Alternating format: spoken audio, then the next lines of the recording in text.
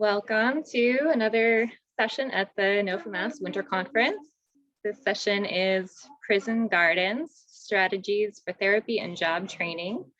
I'll introduce our presenters in just a moment. So we'll just start out with the introductory slides that some of you have probably seen today already.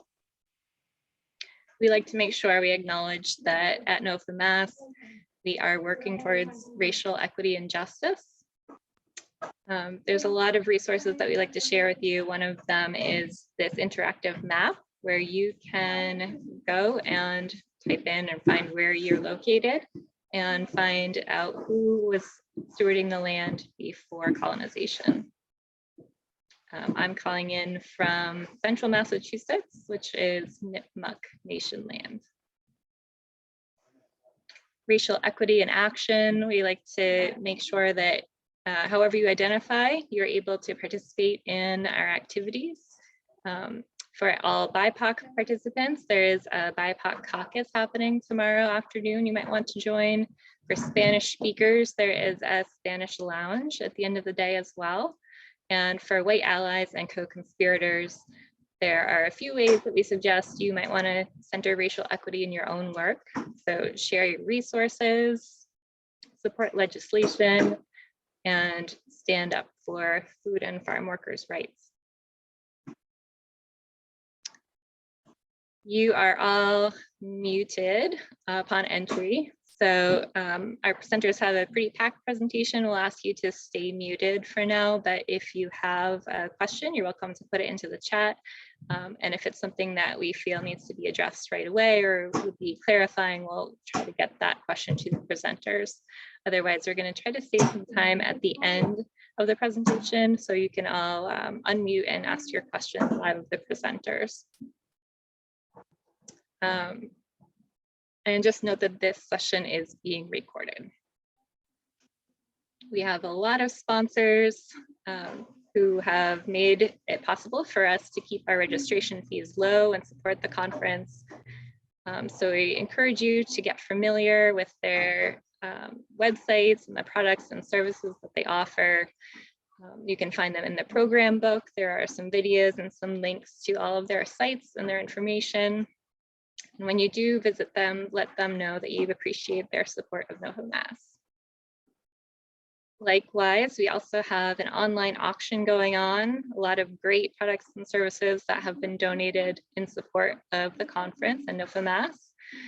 So you can find things like a pallet of potting soil, you can find soil food web courses, cheese, hot sauce, all kinds of good stuff. So that auction ends tomorrow night at 7, and we encourage you to go check it out. We'll drop a link in the chat to that. And lastly, we have a virtual vendor marketplace. So typically, if we were in person, we'd have a nice vendor area where you could shop and meet these different companies. But in the virtual format, we've created a web page where you can go and interact with them virtually. So visit that web page, take a look around, and get yourself familiar with the people who support UMass.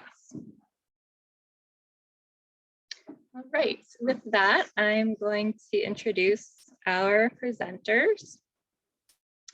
So we have Renée Portanova. She's a horticulturist and environmental educator. She holds degrees in psychology, conservation biology, and environmental education from Manhattan College, Columbia University, and Lesley University, respectively. Renee received her organic land care professional accreditation through NOFA and UMass Green School Landscaping Management. She brings proficiency through extensive field work and her passion for teaching, learning to every classroom setting. Co-founding and directing the New Garden Society is an ideal synthesis of her passion, education, and expertise. Also joining us from the New Garden Society is Lisa Lee. She's been with the New Garden Society since 2017 as an administrator, as well as an educator. She's delighted to be able to channel her passions for the natural world, accessible education, and social justice into the challenging and rewarding work of the New Garden Society. We'll go ahead and turn it over to you two. Hi, folks. Thank you so much for joining us this afternoon. There's a lot of great options of workshops to attend right now, so I'm glad you decided to join us. So it looks like there's a few folks here, and if you can turn on your camera, that would be great, just because it's a little bit nicer for us as presenters just to be able to see your faces. So thank you so much for that. Really appreciate it. I'm going to share our slideshow. So it's going to be Renee and I presenting. We've got quite a lot of information to cover. So just going to do the little bit of logistics here to get started. So give me a moment. Well, these are our co-founders, Erica and Renee, and they started this back in 2013. Renee, do you want to do a little bit of background on the New Garden Society? Yeah. Sure. Yeah. I will say I am seeing like a black box on the side of the slide. Is everyone else seeing that, or is that just my computer? Let's see. Well, while you're talking, Renee, I can try and fix this. Okay, great. Yeah. So the organization was founded in actually 2014, but we started doing programming in 2013. And I had been working for another local nonprofit doing vocational training to individuals that were in transitional housing. And I really enjoyed working with that population of adults as an educator. And I had been inspired by the work of James Giller and some other folks doing prison guarding programs across the country. James Giller founded the program at Rikers Island in New York City. And so I decided to look into what was happening here in Massachusetts. And unfortunately, there were no outside organizations providing prison garden programs. However, there were some state facilities that had prison garden programs internally. And we'll discuss the difference of those later on. So I reached out to the DOC and pretty quickly was invited in the fall of 2013 to provide some programming, which I did. And it was great. It was a lot of fun. And so at the end of the season, 2013, I reached out to on a few different listservs looking for donations. As the year ended, I figured people were cleaning out their tool sheds and their greenhouses. And I got a really nice response from a woman named Erica Rumbley who said, "Hey, I'd like to donate my time." And I thought, what a great idea. This is so awesome to have a co-pilot, because I really didn't know what I was doing. We still don't, but we just make it work. So yeah, that's how the New Garden Society started. We incorporated about a year later as a nonprofit. And we'll save some of the highlights of the organization in terms of what we've accomplished over the years towards the end of the presentation. But I will say, although we did not invent prison garden programs, certainly it's been done, it's being done across the United States and world, and has been for a very long time. Something that I think sets us apart or makes us unique in the work that we do is that we only have educators that are from the green industry as presenters to our students, as educators and facilitators to our students. So that means any professional in the green industry can volunteer their time and be an educator for the New Garden Society. And it looks like the presentation's about to come back on. A little bit more background on me while Lisa's still figuring this out. I currently work as the lead horticulturist at a cemetery and arboretum in Newton. And Erica Rumbly is the director of horticulture at the Isabella Stewart Gardner Museum.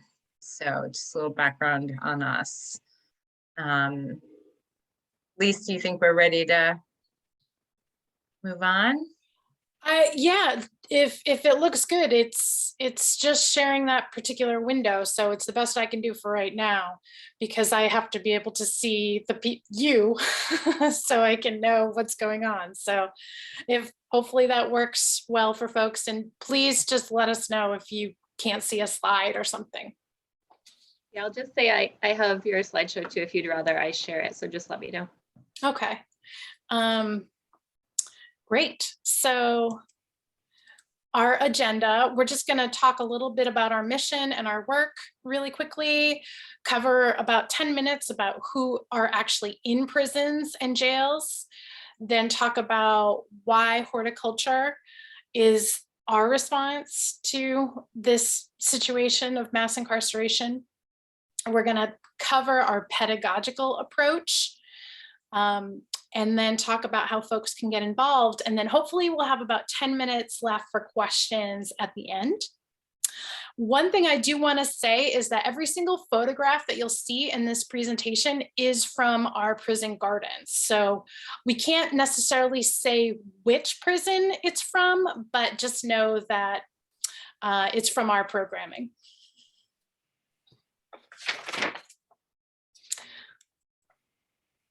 Christy, do you mind trying to share it? Because I feel like the boxes are obstructing the slides a little bit. Sure. Yeah, is that okay with you, Lisa? That's totally fine. I'll stop right now. Okay. And just speak up if I need to go ahead and advance a slide. Maybe folks can say, is anyone that's currently attending this workshop working in prisons or Department of Corrections or House of Corrections or Sheriff's offices? Anyone that's attending that is also running prison garden programs? If you are, drop a note in the chat room.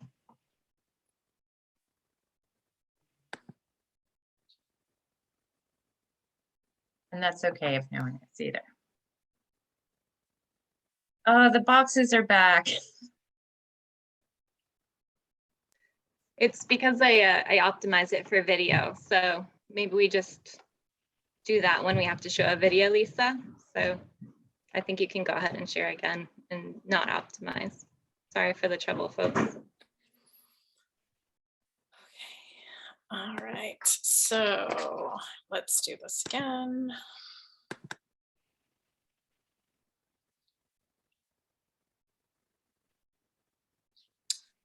Let me make sure if I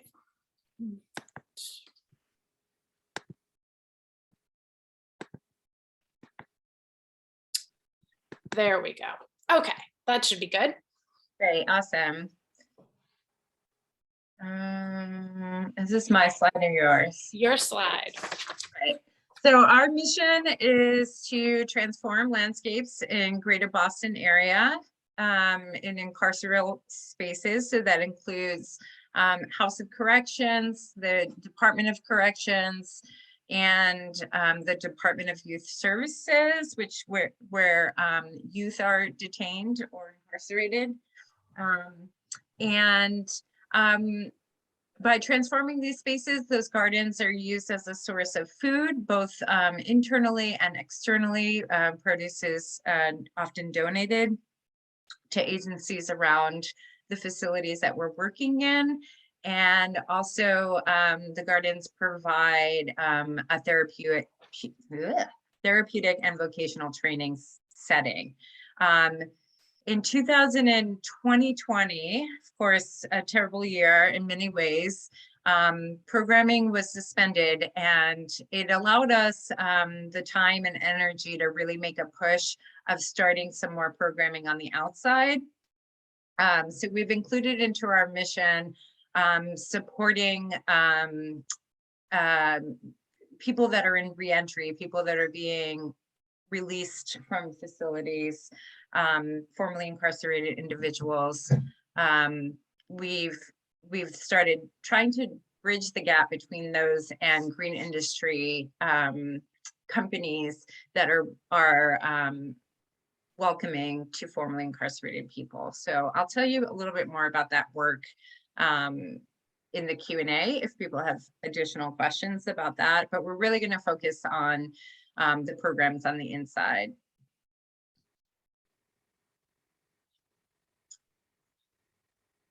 So some highlights from over the last 8 years is, yeah, I'll give you guys a second to read through them. But since our pilot program in 2013, we've held programming in 5 different DOC facilities, 2 DYS facilities, and 2 House of Corrections facilities, including Suffolk, which I think someone just mentioned in the chat room. We've worked with over 30 volunteer educators, again, all green industry professionals. And last year we had the most amount of facilities and volunteers that we've managed since our inception. We were in 4 different facilities, including, not including, I should say, in addition to those 4 facilities in which we were providing programming, we also did some consultation for both DYS Middleton and DYS Connolly here in Roxbury, Mattapan, which is where I am currently. So we've also created 5 new garden spaces. So that is a transformation from turf, and I use that term very lightly, and transforming them into vegetable and perennial gardens, generally native plants, and revitalizing and expanding 4 more with a total approximate acreage of about 4.5.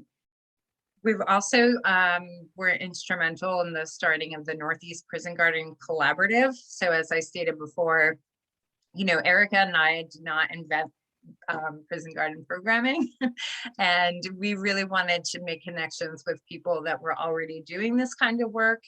And that really grew into a collaborative of other prison garden educators across the Northeast. And ways in which we have collaborated is that we will generally hold an annual meeting where we can share thoughts and lesson plans and curriculum, and just kind of workshop through different issues that we might be facing or new ideas and that kind of thing. This actually led to a much bigger conference that was held virtually. I believe the conference is still online, and the website's provided there on that slide. So if you're really into this idea of prison garden, you can go and check out those presenters there at prisongardenjustice.org. And like I mentioned before, we've started building bridges to green industry employers. Thanks, Mike, for putting it in the chat. In addition to the people, our students and the staff and the volunteers that we've worked with over the years, we do donate quite a bit of produce and have worked with 5 different local nonprofits that deal with food injustice, where we've donated produce. So 2021 highlights, I'll just keep it really brief. We were at 3 new facilities, including a fee-for-service program with an HOC, which is a House of Correction, and reinstating a program that had been suspended for a number of years. at a DOC facility. So that was exciting for 2021. We also made it nearly to the end of programming without having any suspensions due to COVID. We created a resource guide for our students called Bostonian's Guide to Careers Outside, which we will be distributing both to the facilities that we work with and through our website. Certainly we can share it with you folks as well. Speaking of our programming on the outside, we did collaborate with another nonprofit who is in the process of providing housing for women in transition. So women that are transitioning back, re-entering back into our communities. The site is called New Beginnings, or the organization is called New Beginnings. And we were able to do a really nice perennial and shrub planting at their new residence in Dorchester. I will also say that we got a nice little grant from the Department of Conservation and Recreation to do a tree planting program at our facilities, which is both the physically planting the trees, but also doing educational workshops on trees and tree care. And so we were able to bring in some guest presenters who were arborists to come and speak about tree care and tree plantings for our students. So those are just some of the highlights from 2021 and the previous years. So we're going to talk very briefly about who goes to prison, and I'm just going to start with this excellent video. I do have to pause and then change some of the settings before I can start the video, so here we go.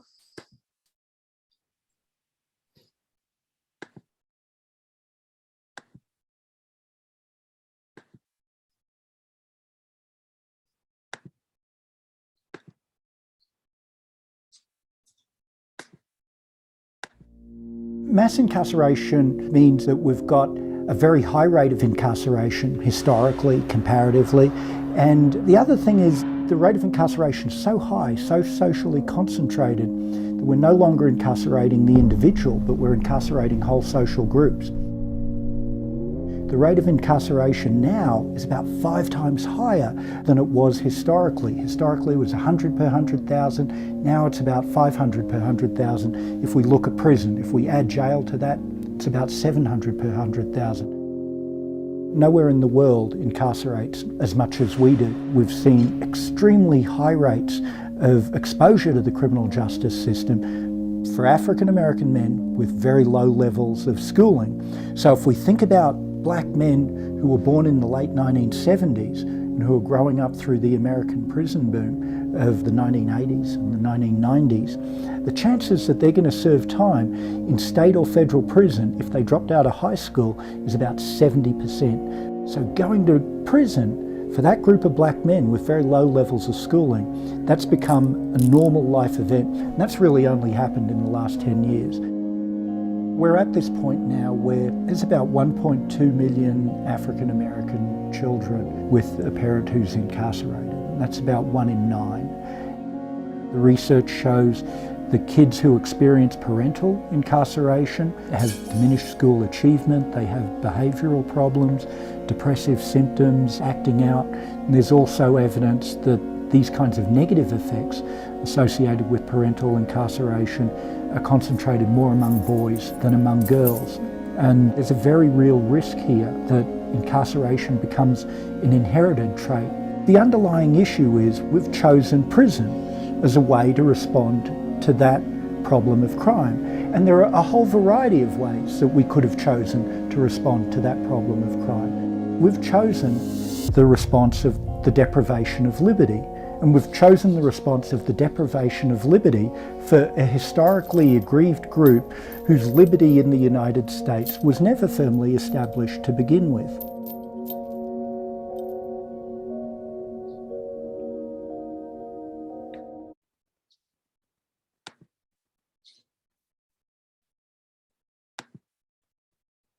Okay, just gonna get back to the presentation now. Excellent. All right.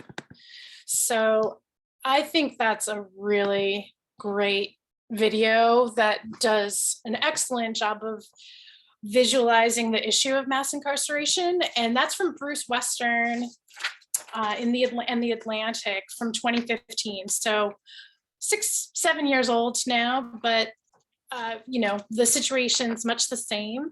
And he does a great job about talking about really high incarceration rates for Black men with lower education levels. But I just want to highlight a few more factors that, you know, some more details around the incarceration of folks. So for instance, 2/3 of people that are incarcerated experience poverty, like as in 30% below the poverty line, the national poverty line. And, you know, debtors' prisons were common 200 years ago, but they were abolished, you know, putting people in prison for being poor, for not being able to pay their debts. But actually, we're seeing that come back, unfortunately. In terms of people that have experienced sexual or physical abuse, 43% of women who are incarcerated have experienced that, 12% of men as well. So high rates of that kind of abuse that people have experienced within the population of prisons. Within the queer and trans community, very high incarceration rates. So for instance, queer people are more than 3 times more likely to be incarcerated than the general population. There's only 5 to 7% of the youth population is queer or part of the LGBTQ community, but yet 13 to 15% of youth in detention centers are queer, and over 60% of those young people are Black or Latinx. So high rates of incarceration for youth who are queer and Black or brown. And we're seeing similarly disproportionate numbers of trans people that are incarcerated, both youth and adults. So 16% of trans identified adults have been incarcerated at one point or another in their lives, whereas only about 3% of cisgendered adults are ever incarcerated. And I'm just going to throw one last set of numbers at you, which is around substance use disorder and mental illness rates of these things for folks that are incarcerated. So about 2/3, actually 3/4, 75% of people incarcerated in the US have a history of substance abuse. That's a huge number. And about half of those incarcerated suffer some form of mental illness. So it's really, really startling how, you know, all of these problems that people are facing, these deep societal issues, homophobia, misogyny, poverty, homelessness, substance use issues, you know, these are major social issues, and they come down really hard on individuals. And then on top of living through these really challenging sets of circumstances and situations, incarceration gets piled on top of that. In addition to, you know, and all the violence and the trauma that is part of being processed through the criminal justice system, and then incarceration itself. So, you know, Bruce talks about how the choice in this country is the deprivation of liberty in terms of, the criminal justice system, when there are all these other options. And, that is truly the situation. And we also know that rates of like unhoused people, unemployment rates, all of these things are going up. Substance abuse rates. So these issues are getting more and more pervasive, more and more common. And, we're also seeing, more and more people in prisons, jails, and detention centers as well. So that's a sort of encapsulation of the issue. And so what happens after incarceration? Well, 95% of people that are incarcerated return back to the community.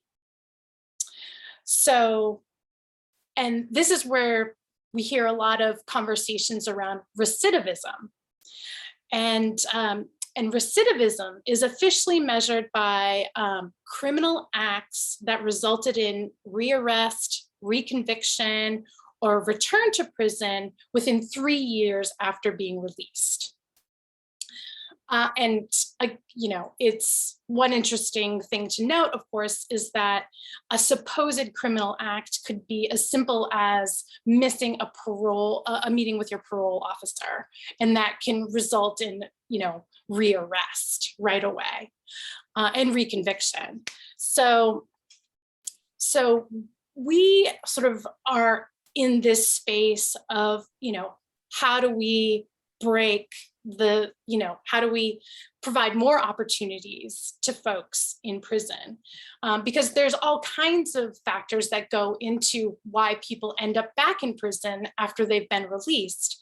But of course, a significant piece to that is that their education, their social conditions that don't change while they're in prison.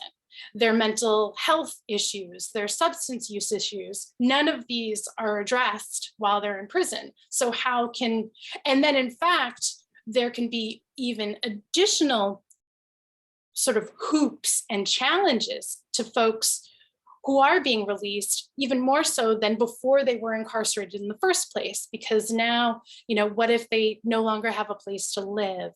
And, there are additional restrictions on the kinds of work that they can get after being incarcerated.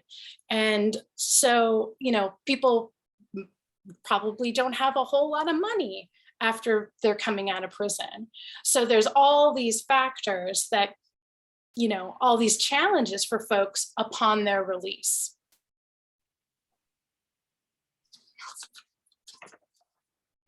Thanks for that, Lisa. So I'll just say that, in summary, the reasons why people are incarcerated are pretty complicated, and certainly the New Garden Society does not have an answer to all of that situation. We will say that we believe horticulture programming can be part of the answer, and I'm going to tell you why in a little bit more. But before we get into the details of that, I'm curious to know if anyone has heard the term horticulture therapy before. Maybe a show of hands, wave. Great. Okay, and now the other term I'm going to throw out there to you is therapeutic horticulture. And so you might be asking yourself, some people are saying ecotherapy. Yeah, I mean, I think there's parallels. So how does horticultural therapy differ from therapeutic horticulture? And let me just emphasize that New Garden Society programming is what we consider to be therapeutic horticulture, in that we horticulture therapy works with a treatment team. There is desired outcomes as part of their treatment plan.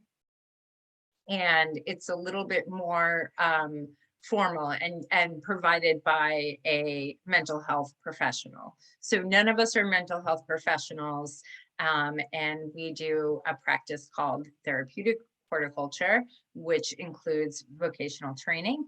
And basically it operates under the premise that the act of gardening and being outside in itself has all of these benefits, physically, mentally, emotionally, and then the vocational training aspect of it is providing skills, both soft skills for jobs as well as of the horticultural industry. To a certain extent, we are very limited to the type of horticulture that we can do most of the time within these facilities. So it's very much focused on, as I said before, perennial gardens and growing food and flowers. We grow some flowers.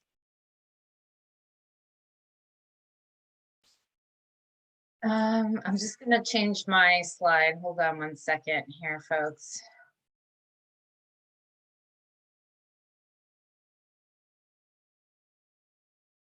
Okay, so there's myriad examples of benefits to prison garden programs.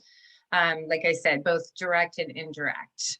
So the individual benefits to our students might be pretty obvious, but there's also benefits to the staff at these facilities, also the staff in the administration, also folks that have probably experienced a lot of trauma in their lives or in their working career, working in those facilities, and benefits to the facility itself, beautification of the space, taking a landscape that is pretty devoid of any kind of diversity or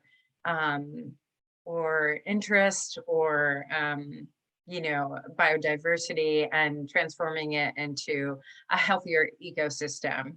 Granted, you know, we only have very small areas considering the campus of the facilities to transform, but it's a start.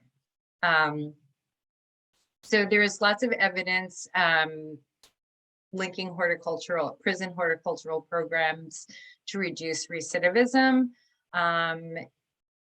In one such study, they saw a decrease in recidivism by 26% as compared to 49% of individuals that were not part of a prison garden program. This is a very specific case study that happened in the Midwest. A lot of people want to know what we're seeing with our students.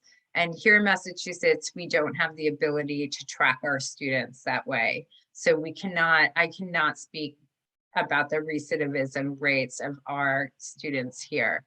But I will say studies suggest that these type of programs, vocational training programs in general, help to reduce recidivism. And you might be asking yourself, why is that?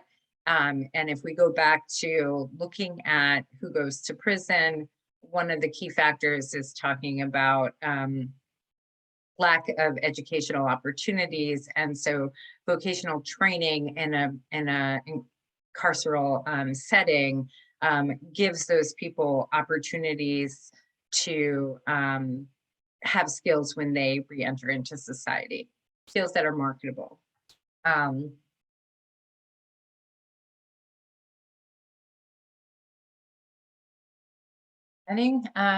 Is all of that clear so far? I know there's probably like a lot of questions budding. I will say another reason why horticulture is part of the answer is some of the limiting factors that formerly incarcerated people experience. For example, having their driver's license revoked, or, you know, a lot of workplaces will query check. And we find within the green industry that one, it's accessible. It's literally happening all over. both in rural places and urban places. So public transportation is an option. Certainly when you're at a job site, having a license might be, not a requirement. Getting Corey checked might not be required. The green industry itself is a phenomenally growing industry, both in agriculture and more traditional, what you might think of as more traditional green industry stuff like landscaping and nurserymen and arboriculture and all that kind of stuff. So just to read you a couple of statistics that we have put together, and this could be shared as well in the chat at some point. Let me pick a good one. So, so here in Massachusetts, we have about, so according to statistics from the Massachusetts, one of the Mass websites, sorry, this is not that easy to read. I will get you the details of where we're grabbing this. Actually, a lot of these statistics come from UMass in Amherst about greenhouse and floriculture. So in Massachusetts, the floriculture industry was a $15 million industry. So that was in 2021 or 2001, sorry about that. So I'm sure it's even increased quite substantially since then. The average farmer's age in Massachusetts is about 59. So we're seeing a lot of farmers that are approaching retirement age. And so definitely a need to repopulate the farmers here in Massachusetts. 20% of total farmers in the US, not just in Massachusetts, 27% are beginning farmers, meaning that they've farmed less than 10 years or less. So I won't bore you with all the statistics, but the evidence is out there that the industry is growing and therefore we need more skilled laborers in our industry. Another reason why horticulture is such a great solution is that there's a lot of on-the-job training and you don't have to have extensive degrees that cost a lot of money.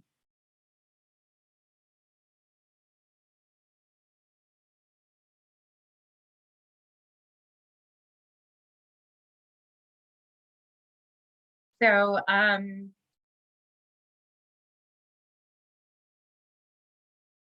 so just to clarify, so we've worked within the Department of Corrections, the DOC, the House of Corrections, which is the HOC. House of Corrections is where people are housed pre-trial, or if they are serving a shorter sentence, they might be housed in a House of Corrections. And we've also worked with the Department of Youth Services. And so depending on what kind of facility we're at, whether it's a state agency or a county agency, we might fit into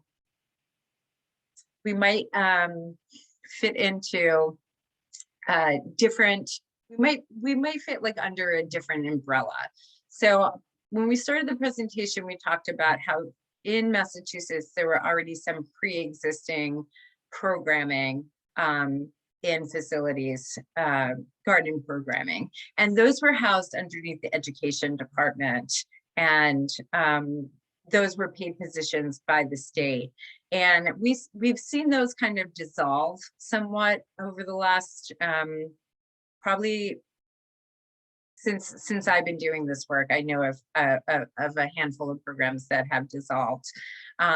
So the New Garden Society, as an outside vendor, usually come in, not in the education department, but under the director of treatment, which means that we might not necessarily get the same funding to do this type of programming as someone that was in the education department might have. And that wasn't a conscious decision that the New Garden Society made, certainly not. It's just sort of like how our type of programming fell into the structure of the DOC and the HOCs for that matter.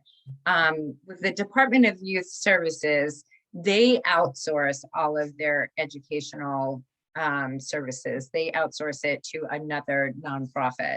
So we've collaborated and worked as a subcontractor for that other nonprofit, which is called Collaborative for Educational Services, or CES.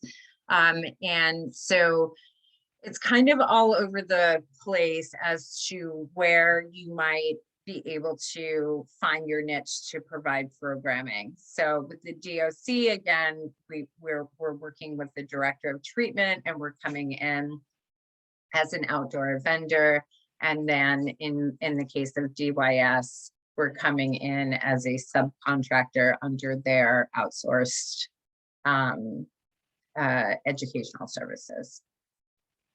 And I bring this up because if you're interested in starting a horticulture program at a local facility, this is sort of kind of, you have to figure out where to get your footing and who to contact. We can go to the next slide, Lisa. Well, I was just going to say that it's also, this slide is also to show how complicated the bureaucracy of the carceral institutions are as well. True. That is very true. So I'm going to talk about our pedagogical approach for the next couple of slides, just how we structure our classes.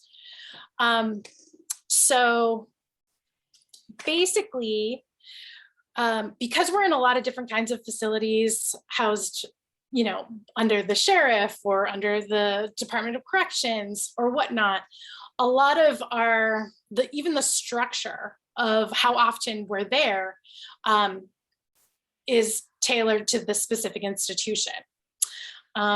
And whether we're there as volunteers, which is what we are for most of the programs, or fee for service, which we have done in the past, last year included, but only for a small number of the programs.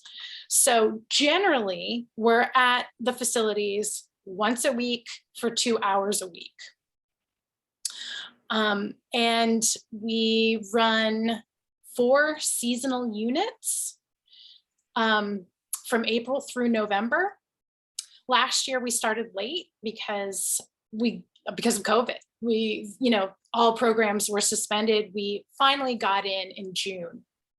So we definitely had to hit the ground running. And our 4 seasonal units, they align with the Massachusetts Department of Elementary and Secondary Educational Vocational Technical Education Framework in horticulture. So we're teaching topics that are in accordance with state frameworks. We do a combination of indoor and outdoor components. And again, this is tailored to the institution. So in a place where our students have lots of access to the garden and they can get out there and weed and seed and water as much as they want, basically, when we're there, we'll probably focus more on concepts and covering and answering their questions that they might have, that they think of while they're out in the garden. Whereas if we're in an institution where the only time that students get out in the garden is those 2 hours a week, we're going to be spending a lot more time doing maintenance tasks and harvesting and just general upkeep. Though we do always weave in some content into whatever the maintenance tasks we end up doing. So again, like how much time we're covering concepts versus doing work in the garden is very much dependent upon where we are. And the people that we bring in as educators and presenters are green industry professionals, people that have professional experience as growers or nursery workers or arborists, or they've installed green roofs, or herbalists even. And we do that so we are making sure that our volunteers and are bringing real life knowledge, working knowledge into these facilities for our students. And we use a sort of team teaching model as well, so that oftentimes our educators are paired together, so we can make sure that there's a broader amount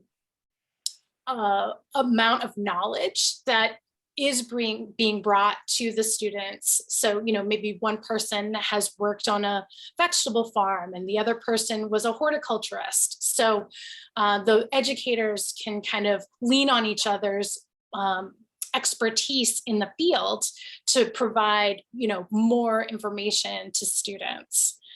And another reason why we bring green industry professionals inside is because when people are coming as a guest presenter, which is somebody that's only there once or twice in a season, it could actually be a person that is a potential employer, or you know, some kind of a contact in the green industry for when our students are released. Because as volunteers or as teachers, paid teachers, we are not allowed to have contact with our students after they're released, and we're not allowed to share our contact information with our students. But a guest presenter doesn't have those restrictions, and this person can actually give out their business card to our whole class. And then when our students are released, if they're interested in that kind of job, they can call up that person and see if they're, you know, if they're looking for staff. So that's a real bonus to having guest presenters in there. So that's the basic structure. And now I'm going to cover the conceptual frameworks that we use as educators. So there's these 4 basic theoretical frameworks that we use, and I'm sure folks are familiar with probably the first 2, participatory education and eco-literacy, but maybe less familiar with emancipatory education and trauma-informed correctional care. So we try to use these concepts, these frameworks, when we're thinking about our lessons and all of that. And the nice thing is there's a lot of overlap between these frameworks. So certain, you know, we only have 2 hours with our students. So it's great that activities, certain activities meet goals for participatory education as well as emancipatory education all at the same time. So I'm just going to kind of breeze through these, and then we have another slide on trauma-informed care, because that's probably the one people are least familiar with. So some of the aspects of participatory education that we bring into the classroom, or some of the ways we use this framework, are we always begin and end classes in a circle. So encouraging people to share, you know, information or what they've learned through class in that sort of egalitarian circle space. We make space for there to be experiments in the garden. So, you know, rather than just saying, oh no, that's not going to work, we let students be in control of, you know, of their learning, and let them have the experience of trying something out and seeing if it works or if it doesn't work, rather than just putting the kibosh on something right at the beginning when they're, you know, hungry or curious about something. We give design responsibilities, mapping responsibilities, record keeping responsibilities to our students. So they're taking ownership over what's happening in the garden. We really encourage students that are returning students, maybe they participated in the last unit, to kind of share the cultural expectations of the class with our new students. Excuse me. So, basically, we really try to ensure that the students are taking an active role in deciding what they're learning and how they're learning. And for eco-literacy, there's a lot of different meanings that this could happen, but for us, it's really about helping the student locate themselves in the natural environment, in the location where they're at, and within the natural communities that exist around them. So part of that is really about making sure people have we offer a vocabulary for natural phenomenon that maybe they haven't had words for. A great example is dirt versus soil. Dirt is the stuff that you sweep up in your house. Soil is alive and there's complex structure. Something that maybe people haven't considered before or even knew about. We encourage a lot of observation and scouting in the garden.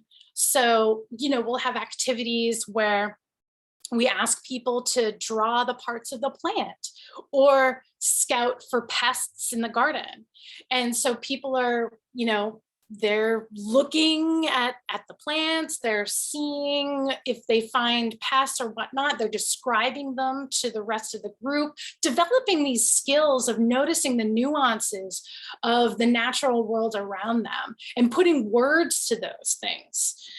So that's really how we consider eco-literacy. Now, and then emancipatory education. So I just like to see a show of hands if folks have heard of emancipatory education before, or if it's a new concept. No. Okay, great. Not you, Renee. So this is it's a pedagogy that's deeply rooted in the notion that education plays a leading role in the creation of a just and democratic society. I first heard of this concept reading Paulo Freire's Pedagogy of the Oppressed. And at some point I'll put that in the chat. I'm not going to do it right now. But basically he came up with this framework while he was doing peasant organizing in Brazil. And he was trying to figure out, he developed this framework in the context of people that weren't literate, had very little formal education, and trying to figure out how to activate and engage people to be, taking an active role in making decisions around their community, their society, and their nation to make it a place where they could have a dignified life, so they wouldn't have to be impoverished and basically treated like a second-class citizen. And it's sort of, a lot of it is awareness around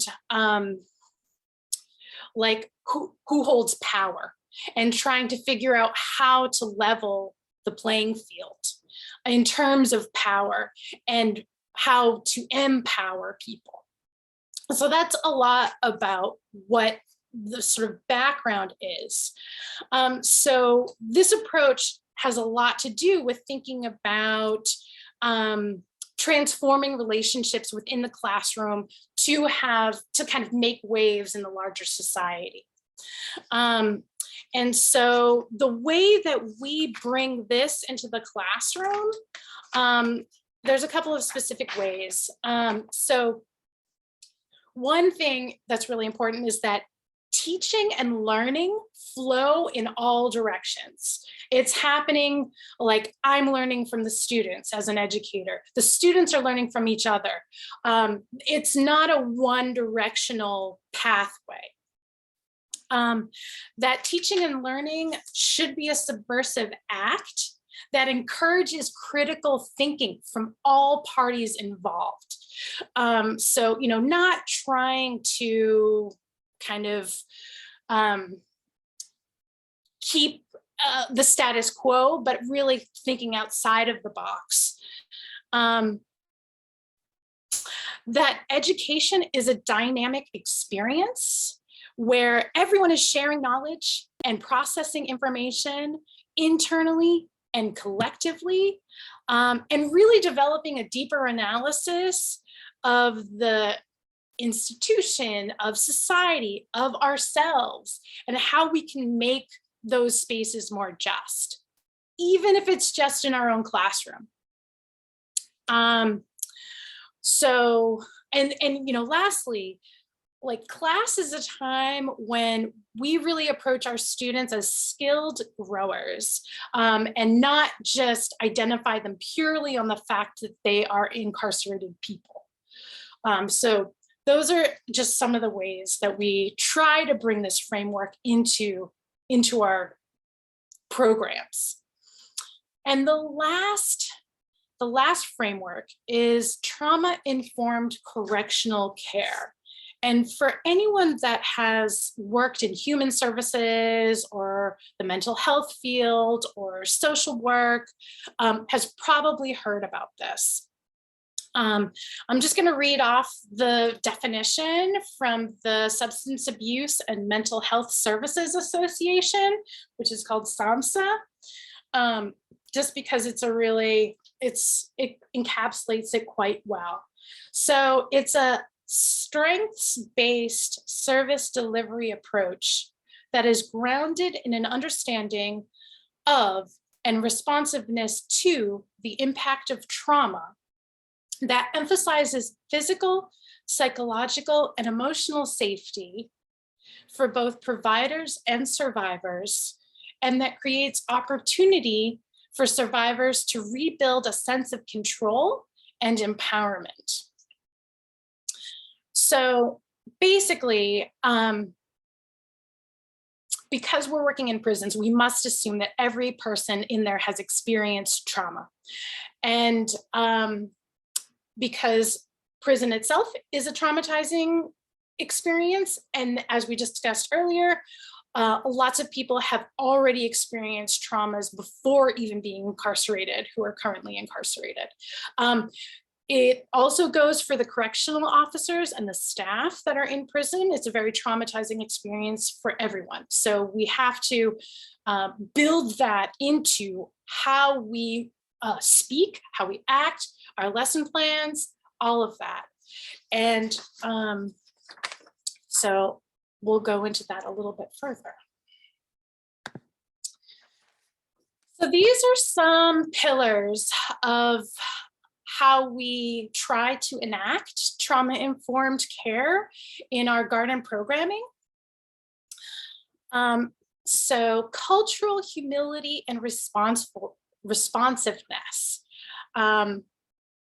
We must really recognize that people that are incarcerated, our students, come from all different backgrounds, and they're different races from different countries, and that if somebody brings something up that sounds silly to us, not to just laugh it off, right?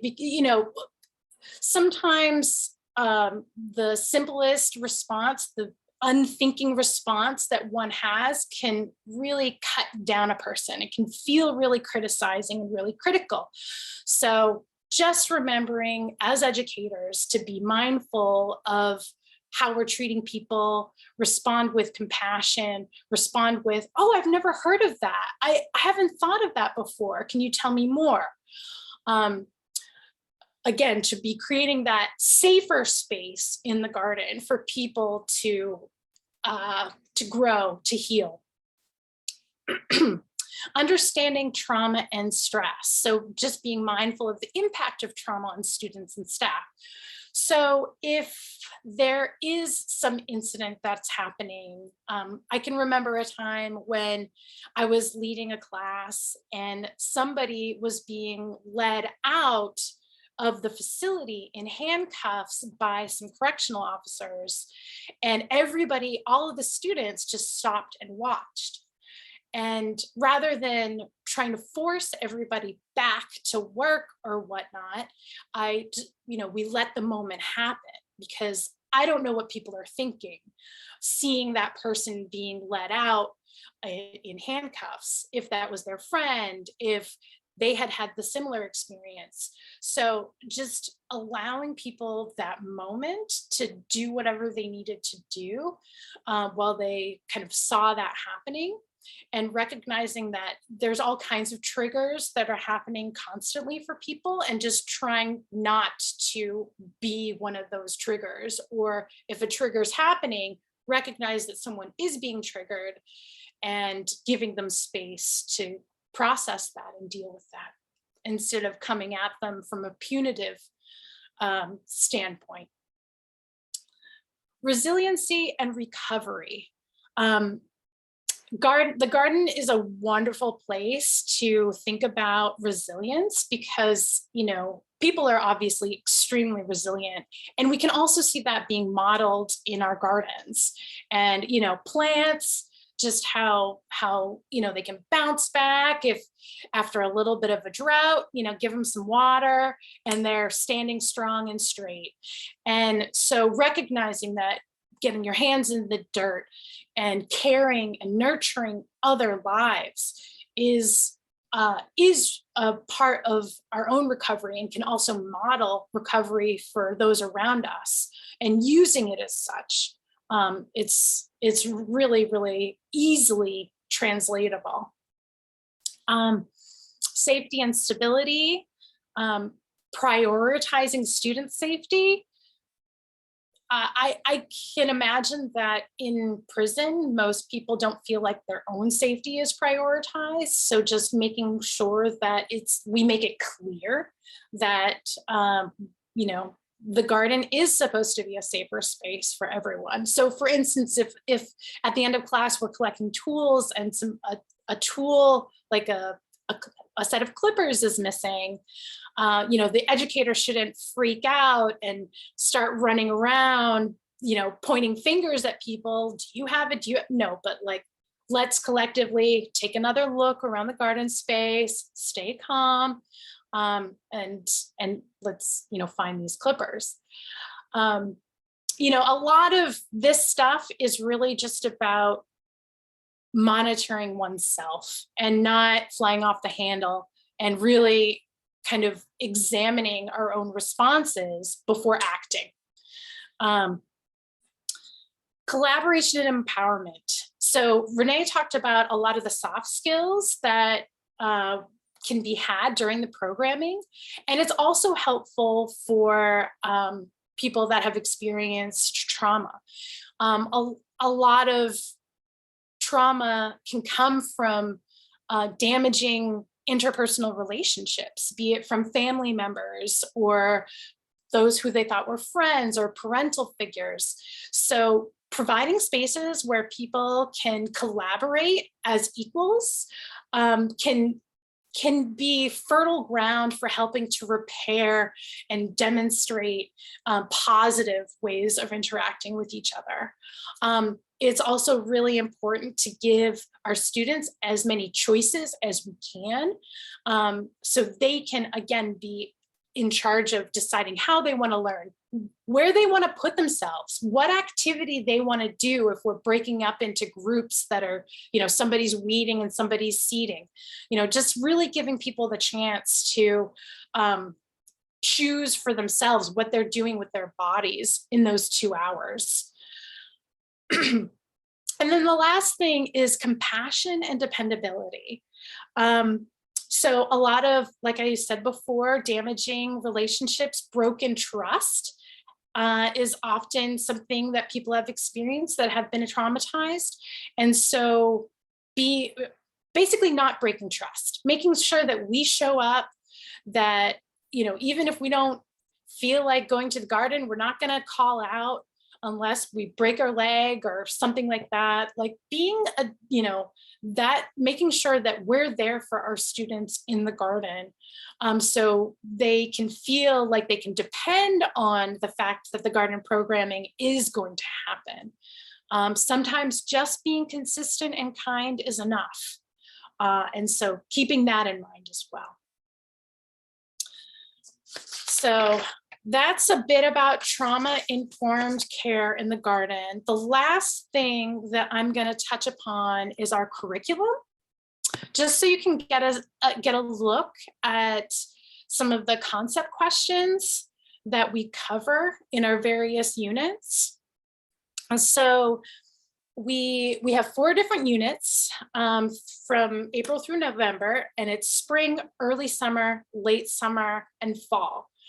And we basically just try and have the concepts go along with the kinds of things that we're doing at that time of year, because horticulture, is not a linear topic, but we have to do our best, because we only have a certain amount of time to talk about these cyclical events that happen, in the garden.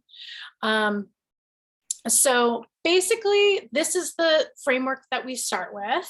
For each lesson, there'll be, a set of concept questions, and there might be some tasks that we have to take care of. And then our educators are given free rein to design the 2 hours in a way that suits them and suits the students, in terms of what specific activities that are going to happen, what tasks need to happen, how, what handouts do they want to use, and all of that. So we have many resources for our educators. We have a drive that has folders and folders of activities and handouts and sample lesson plans that educators can take and they can use as they see fit. Our educators are invited to add more content to the drive, so it's a very open source format. We don't kind of stipulate that lessons have to be X, Y, or Z, because it doesn't work, because of the difference in the formats of each facilities. What's going to work for one facility is just not going to work for another facility. So that's why it's pretty loosely formatted, and we just try to make sure that we cover the topics that need to be covered. We're happy to give access to these materials to any of you that are here with us today, if you wanted to check it out as well. So if you're interested, just tell us in the chat and we're happy to share it. So Lisa, before we move on to this slide, I just want to go back to the curriculum, the syllabus, and I just wanted to mention that we do an evaluation for our work, and we do this evaluation by providing each student with a pre-test and then a post-test, and that quote unquote test is really kind of to assess a few different things.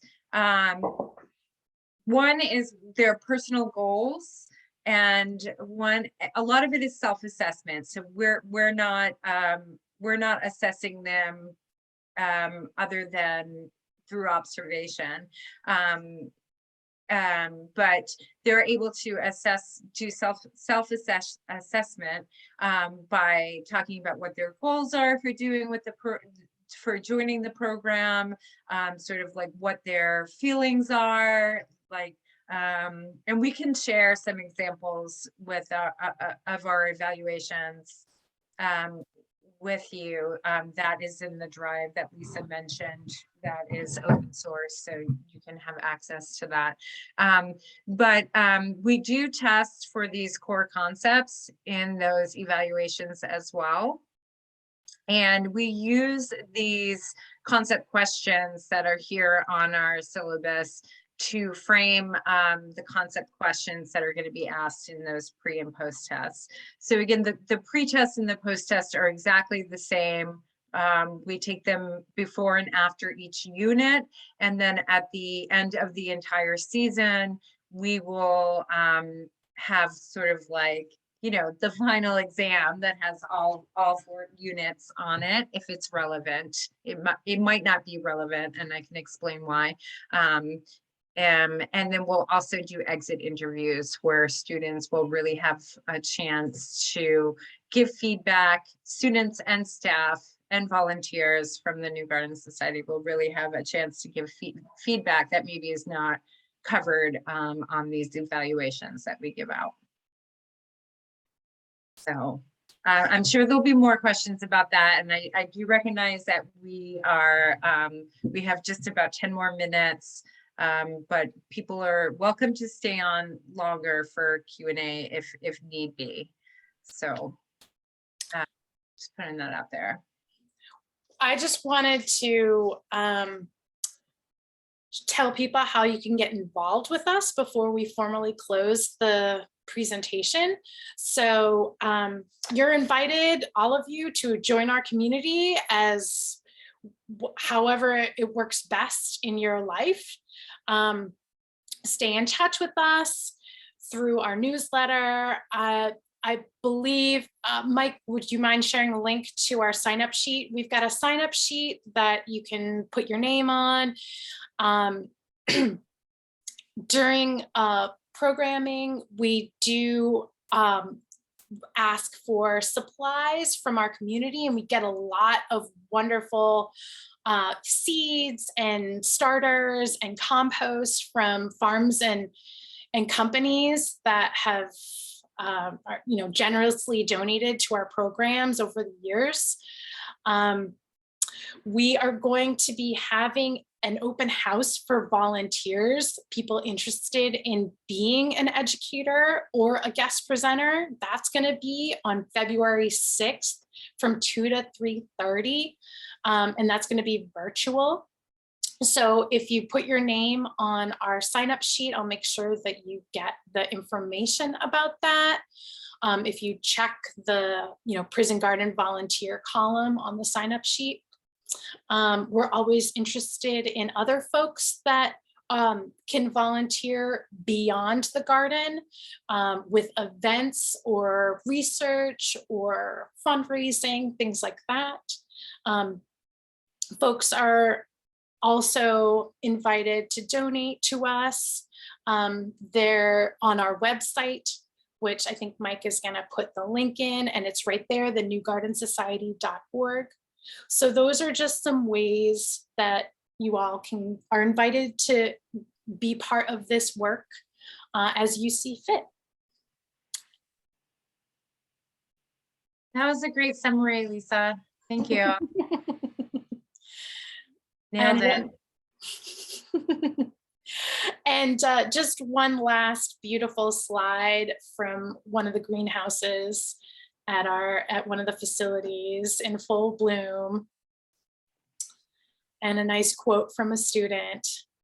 So yeah, I think we're ready to take some questions if people have questions. And if Christy or Mike, you want to read any that were already in the chat, or go ahead. Yeah, so one that came through the chat was, I'll go back to it. It was about reaching out to facilities and how we do that. Let me just get the exact, I don't know. Yeah, I can read it for you. Thanks, Mike. The question was from Clover B. How did you reach out to the sites where you established gardens? Yeah, so a lot of times they reached out to us. So to clarify, we went through, the DOC has one central volunteer coordinator. So we were able to put together a program description and send it to the person in that position, the volunteer coordinator for all of the DOC. And he was able to give it to the directors of treatment at those specific facilities. And then we began conversations with them one-on-one. And for the HOC and DYS, it was a combination of them reaching out to us or us being introduced to the facilities through some sort of contact. So it really varied, but a good place to start within the Department of Corrections is with the development director or the director of treatment, sorry. And Clover B said she's in Minnesota and she wants to know if there's programming out there. I don't know off the top of my head, but we can certainly help you figure that out.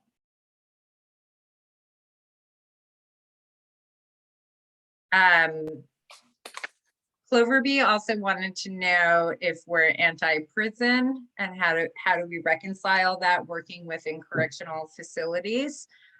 Our organization is not was not founded to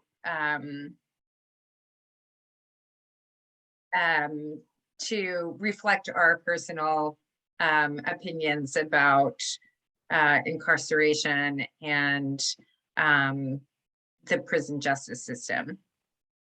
So we try to keep our personal politics out of the work that the organization does. In order for us to be able to provide this programming to our students, we have to maintain a very good and open communication with the facilities and our colleagues there. And I don't use the word colleague lightly, but the folks that we work with at these facilities really are, they're our person on the inside. And if it wasn't for them, and the hard work that they're doing within these facilities, we would not have access to our students. Lisa, do you want to add anything to that?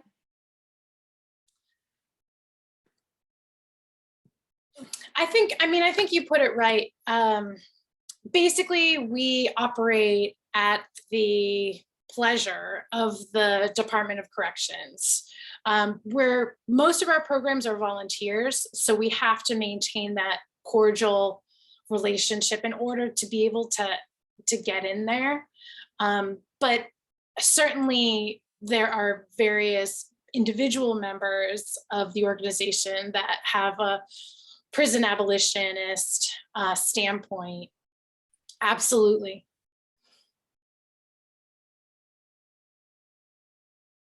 Mike, did you want to read it? Did you want to read another question from the chat? Sure.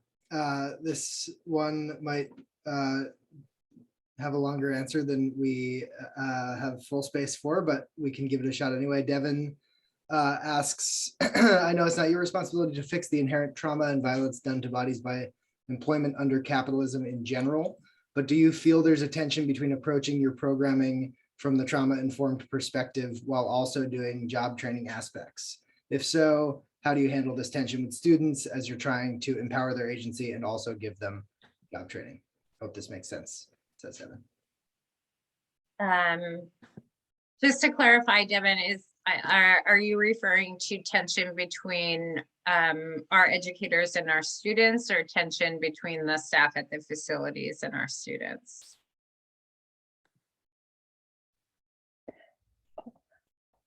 I don't know how my volume is, so I'm sorry if it's hard to hear. Great.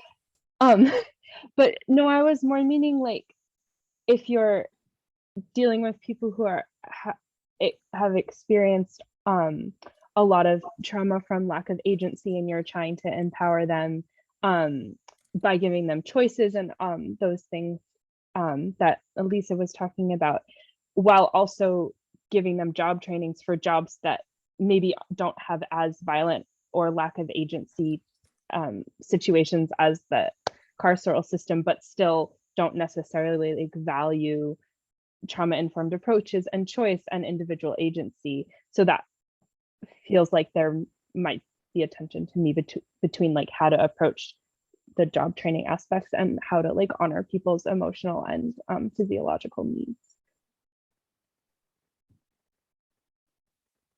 I don't know that I have an answer for you.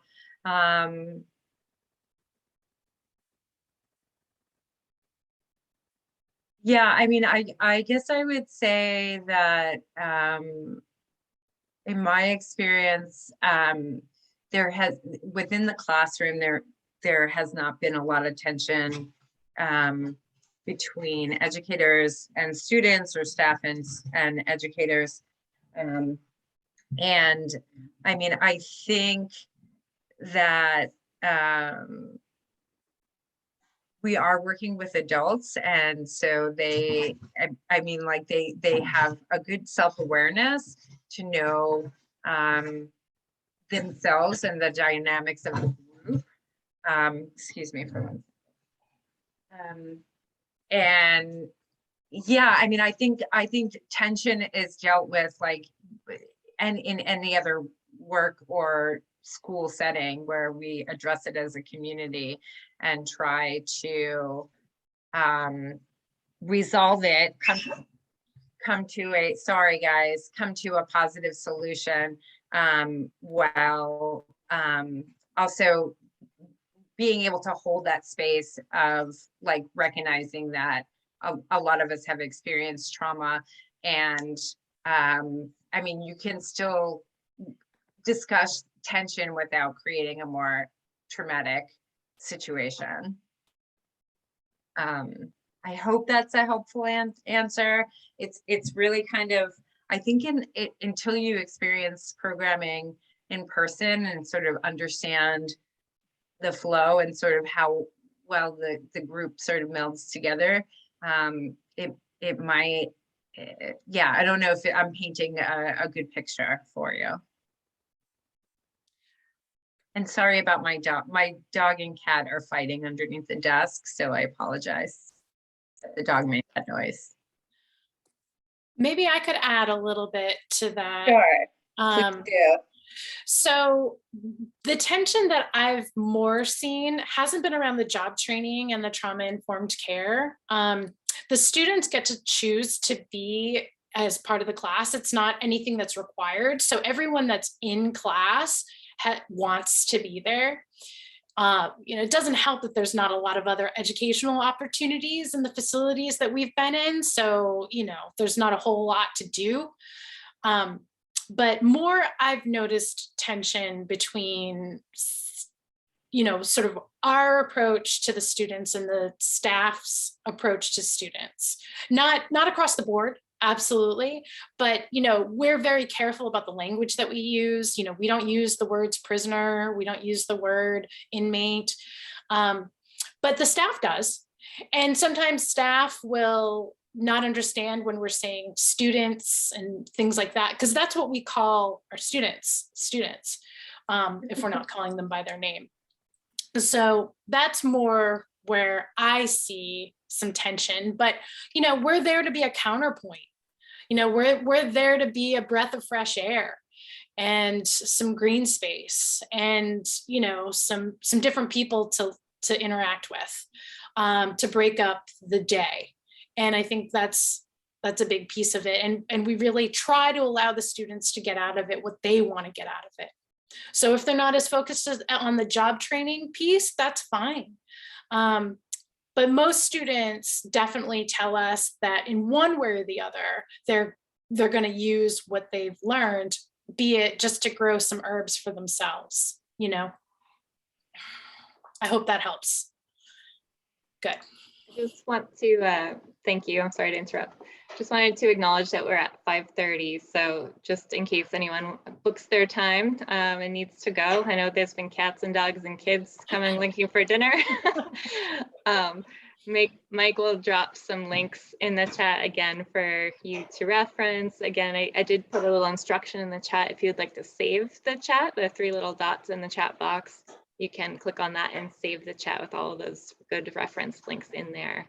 But we can hang out for another 5 or 10 minutes if folks continue to have questions.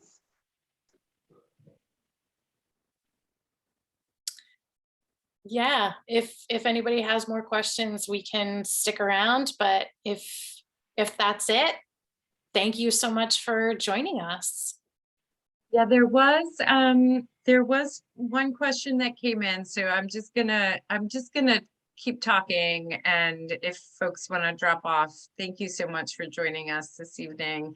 And we look forward to hearing from you sometime in the future. Nisa had asked about if there was a way to create some sort of trauma-informed programming for potential employees, for individuals in reentry. And Nisa, I love this question because it is part of what we've started to create with doing this work in bridging the gap between people in reentry and potential employers.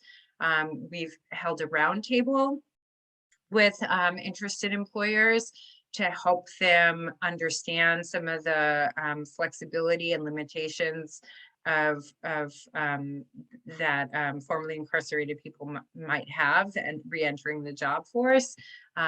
We also had a person, Robert, from a city agency that works with people in reentry at this roundtable, so that he could really explain from his side. You know, he's dealing with people that are showing up at his office looking for jobs, and so what that experience is like, and even going so far as like coaching individual employers on how they might write a job description, or like what kind of we kind of have a like a 5-point checklist where we ask employers to make sure they meet these 5 points in their criteria for a potential employer. And that might be no quarry checking, or if there is a quarry, that it's not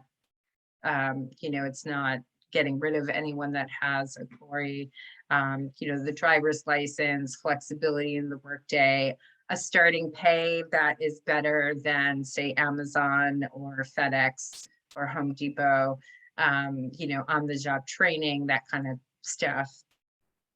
So I think that, we kind of joked when we did that roundtable because like,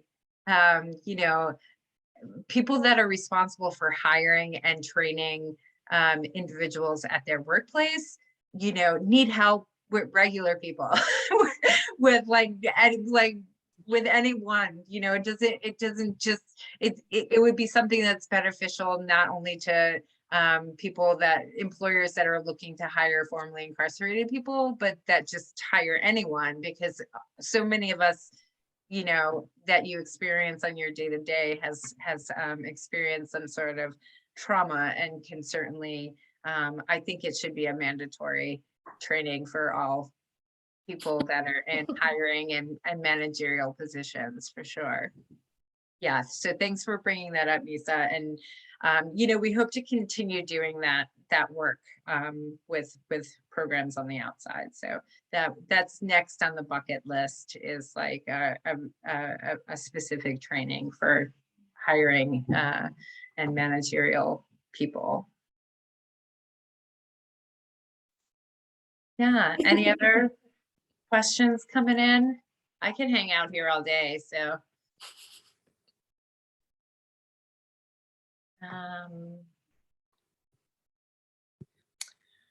I haven't seen.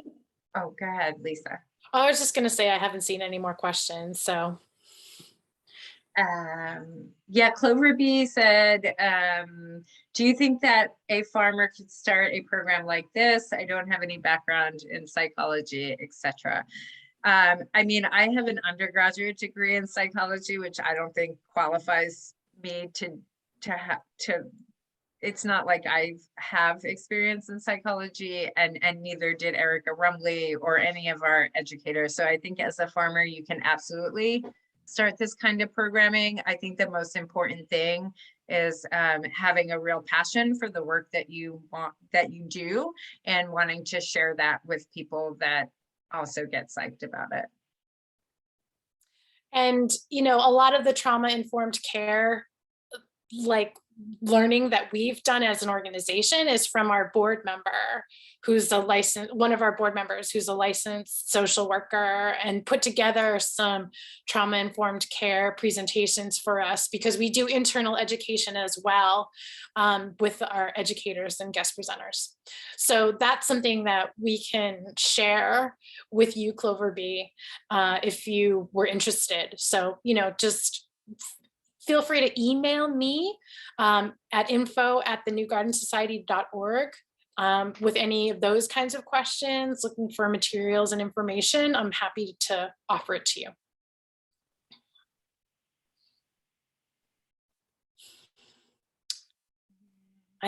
So I think that'll do it. All right. Thank you, Mike and Christy, for being support, and thank you all